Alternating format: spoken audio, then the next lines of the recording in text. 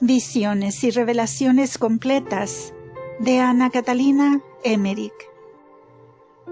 Tomo 2. Episodio número 30. Visión del 11 de julio.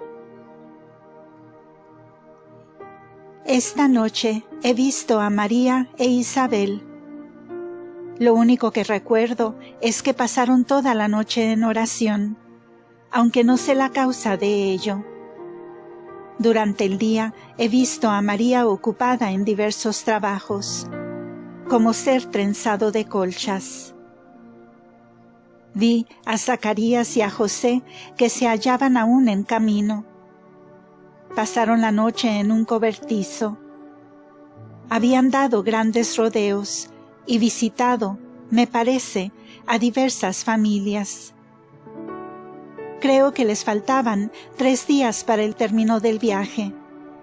No recuerdo otros detalles. Visión del 13 de julio. Ayer vi a José en su casa de Nazaret. Creo que ha ido a ella directamente, sin detenerse en Jerusalén. La criada de Ana se encarga del cuidado doméstico, yendo de una casa a otra. Fuera de ella no hay nadie más en la casa de José, que está completamente solo. También vi a Zacarías de vuelta en su casa. Vi a María e Isabel recitando el Magnificat y ocupándose de diversos trabajos. Al caer la tarde, pasearon por el huerto, donde había una fuente, cosa no común en el país. Por la noche, pasadas las horas de calor, iban a pasear por los alrededores, pues la casa de Zacarías se halla aislada y rodeada de campiñas. Habitualmente se acostaban más o menos a las 9, levantándose siempre antes de la salida del sol. Fiesta de la Visitación. He visto un cuadro indescriptible de la iglesia. Se me apareció la iglesia en forma de una fruta octogonal, muy delicada, que nacía de un tallo cuyas raíces tocaban en una fuente ondulante de la tierra. El tallo no era más alto de lo necesario, como para poder ver entre la iglesia y la tierra. Delante de la iglesia había una puerta, sobre la fuente misma, la cual ondeaba arrojando de sí algo blanco como arena hacia ambos lados, y en derredor todo reverdecía y fructificaba. En la parte delantera de la iglesia no se veía raíz alguna de las que iban a la tierra. Dentro de la iglesia y en medio de ella había, a semejanza de la cápsula, de la semilla de la manzana, un recipiente formado de filamentos blancos muy tiernos, en cuyos intersticios veíanse como las semillas de una manzana. En el piso interno de la iglesia había una abertura, por la cual se podía mirar la fuente ondeante de abajo. Mientras miraba esto, vi que caían algunos granos resecos y marchitos en la fuente. Esa especie de flor se iba transformando cada vez más en una iglesia, y la cápsula del medio se iba convirtiendo en un artístico armazón parecido a un hermoso ramo. Dentro de este artificio he visto a la Santísima Virgen y a Santa Isabel, que parecían a su vez como dos santuarios, o Santa Santorum. Vi que ambas se saludaban volviéndose la una a la otra. En ese momento aparecían dos rostros de ellas, Jesús y Juan.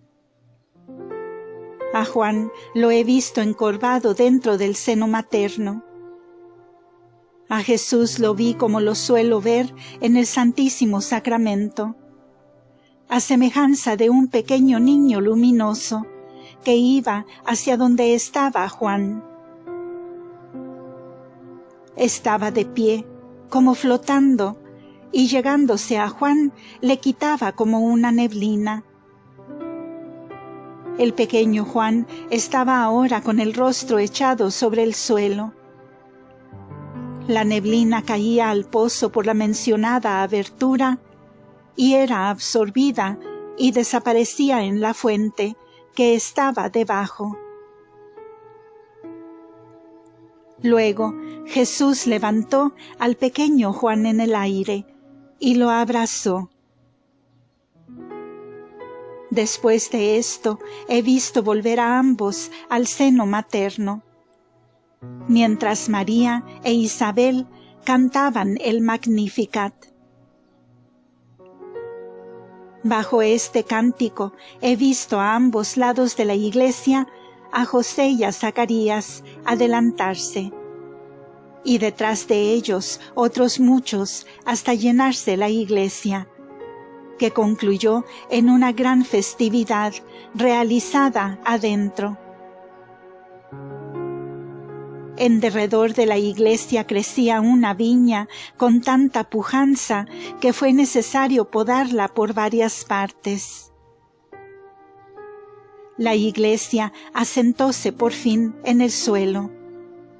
Apareció un altar en ella, y en la abertura que daba al pozo se formó un bautisterio. Muchísima gente entraba por la puerta a la iglesia. Todas estas transformaciones se produjeron lentamente, como brotando y creciendo. Me es difícil explicar todo esto tal como lo he visto.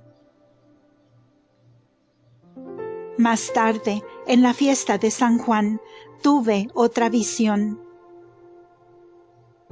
La iglesia octogonal era ahora transparente como cristal, o mejor dicho, como si fueran rayos de agua cristalina. En medio de ella había una fuente de agua, bajo una torrecita, donde vi a Juan bautizando. De pronto se cambió el cuadro, y de la fuente del medio brotó un tallo como una flor. En derredor había 8 columnas, con una corona piramidal, sobre la cual estaban los antepasados de Ana, de Isabel y de Joaquín, con María y José, y los antepasados de Zacarías y de José, algo apartados de la rama principal. Juan estaba arriba en una rama del medio. Pareció que salía una voz de él, y he visto entonces a muchos pueblos, a reyes y príncipes entrar en la iglesia, y a un obispo que distribuía el Santísimo Sacramento. Oí a Juan que hablaba de la gran dicha de la gente que había entrado en la iglesia.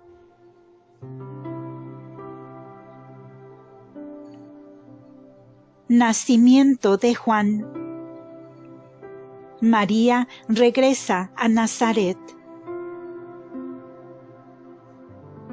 Vi a la Virgen Santísima después de su vuelta de Juta a Nazaret, pasando algunos días en casa de los padres del discípulo Parmenas, el cual en aquella época no había nacido aún.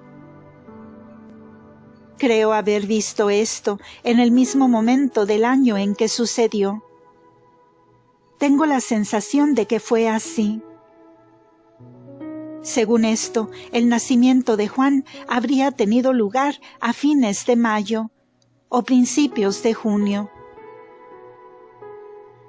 María se quedó 3 meses en casa de Santa Isabel, hasta el nacimiento de Juan. En el tiempo de la circuncisión del niño ya no se hallaba allí. Cuando María partió para Nazaret, José acudió a su encuentro a la mitad del camino. Cuando José volvió a Nazaret con la Santísima Virgen, notó que se hallaba encinta, y le asaltaron toda clase de dudas y de inquietudes, pues ignoraba la aparición del ángel y su revelación a María. Después de su desposorio, José había ido a Belén por asuntos de familia, y María, entretanto, a Nazaret, con sus padres o algunas compañeras. La salutación angélica había tenido lugar antes del retorno de José, y María, en su tímida humildad, había guardado silencio sobre el secreto de Dios. José, turbado e inquieto, no demostraba nada exteriormente, pero luchaba en silencio contra sus dudas. La Virgen, que había previsto esto, permanecía grave y pensativa, lo cual aumentaba las angustias de José. Cuando llegaron a Nazaret, la Virgen no se dirigió enseguida a su casa con San José, sino que se quedó 2 días en casa de una familia emparentada con la suya, donde habitaban los padres del discípulo Parmenas, no nacido aún, que fue más tarde uno de los 7 diáconos en la primera comunidad de los cristianos de Jerusalén. Aquellas gentes se hallaban vinculadas a la Sagrada Familia, siendo la madre hermana del tercer esposo de María de Cleofás, el cual fue padre de Simeón, obispo de Jerusalén. Tenían una casa y jardín en Nazaret. También tenían parentesco con María Santísima por Isabel. Vi a la Virgen permanecer algún tiempo en esa casa, antes de volver a la de José. Entretanto, la inquietud de José aumentó de tal manera que cuando María volvió a su lado, José se había formado el propósito de dejarla, huyendo secretamente de la casa y de su lado. Mientras iba pensando estas cosas, se le apareció un ángel que le dijo palabras que tranquilizaron su ánimo.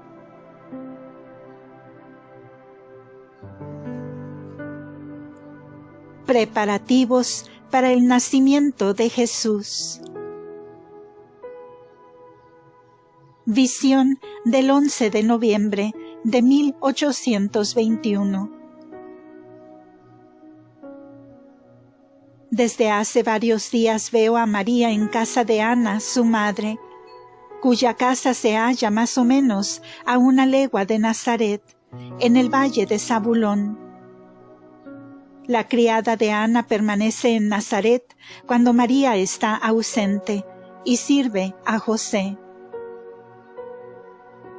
Veo que mientras vivió Ana casi no tenían hogar independiente del todo, pues recibían siempre de ella todo lo que necesitaban para su manutención. Veo desde hace 15 días a María ocupada en preparativos para el nacimiento de Jesús. Cose colchas, tiras y pañales. Su padre, Joaquín, ya no vive. En la casa hay una niña de unos 7 años de edad que está a menudo junto a la Virgen y recibe lecciones de María. Creo que es la hija de María de Cleofás y que también se llama María. José no está en Nazaret, pero debe llegar muy pronto. Vuelve de Jerusalén, donde ha llevado los animales para el sacrificio. Vi a la Virgen Santísima en la casa, trabajando sentada en una habitación con otras mujeres.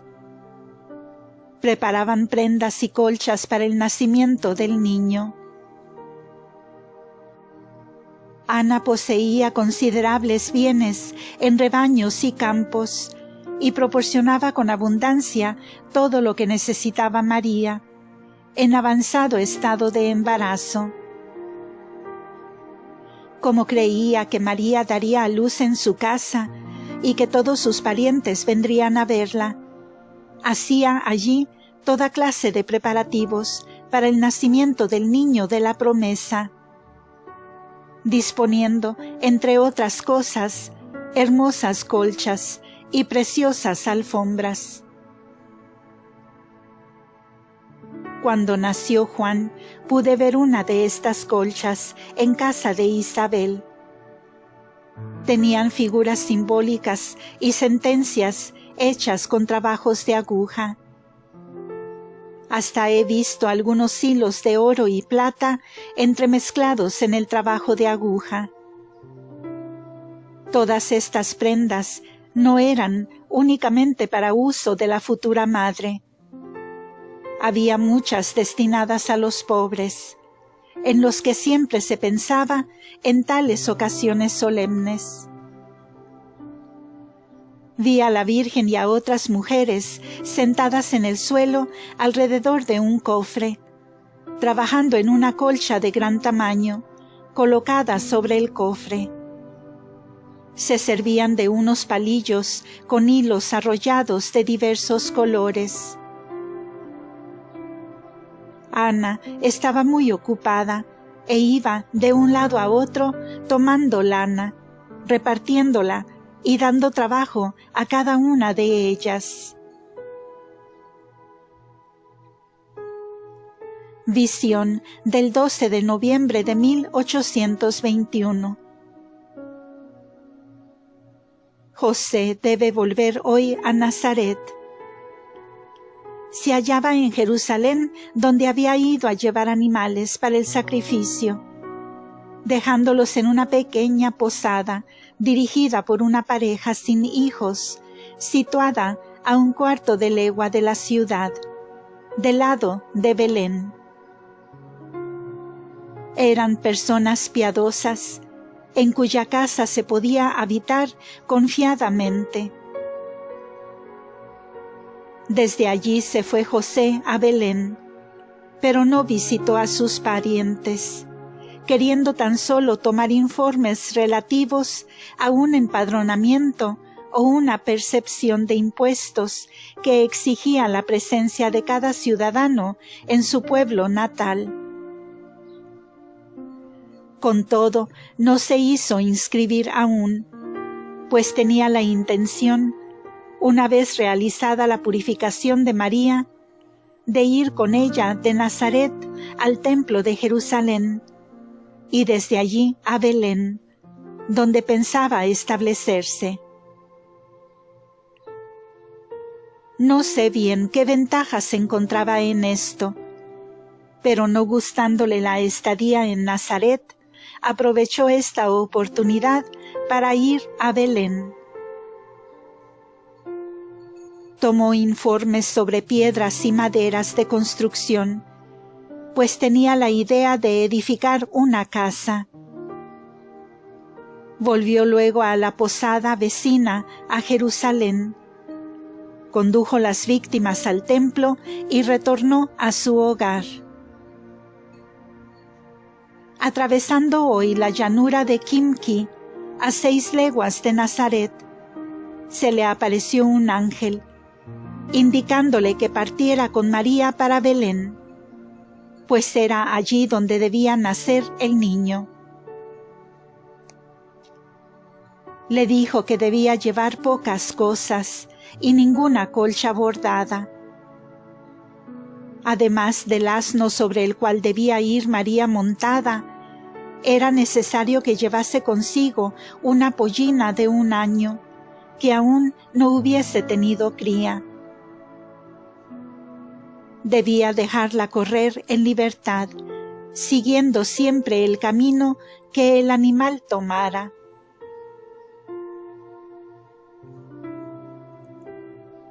Visión del martes 13 de noviembre. Esta noche Ana se fue a Nazaret con la Virgen María, pues sabían que José debía llegar. No parecía, sin embargo, que tuvieran conocimiento del viaje que debía hacer María con José a Belén. Creían que María daría a luz en su casa de Nazaret, pues vi que fueron llevados allí muchos objetos preparados, envueltos en grandes esteras. Por la noche llegó José a Nazaret. Hoy he visto a la Virgen con su madre Ana en la casa de Nazaret, donde José les hizo conocer lo que el ángel le había ordenado la noche anterior. Ellas volvieron a la casa de Ana, donde las vi hacer preparativos para un viaje próximo. Ana estaba muy triste. La Virgen sabía de antemano que el niño debía nacer en Belén, pero por humildad no había hablado. Estaba enterada de todo por las profecías sobre el nacimiento del Mesías que ella conservaba consigo en Nazaret.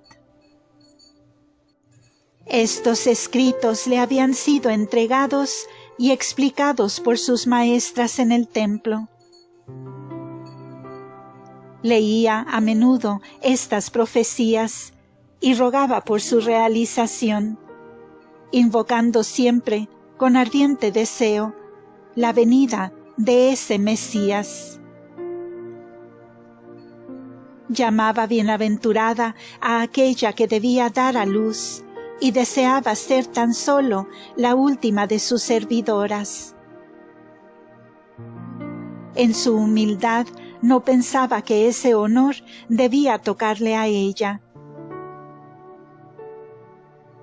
Sabiendo por los textos que el Mesías debía nacer en Belén, aceptó con júbilo la voluntad de Dios, preparándose para un viaje que habría de ser muy penoso para ella, en su actual estado y en aquella estación, pues el frío suele ser muy intenso en los valles entre cadenas montañosas.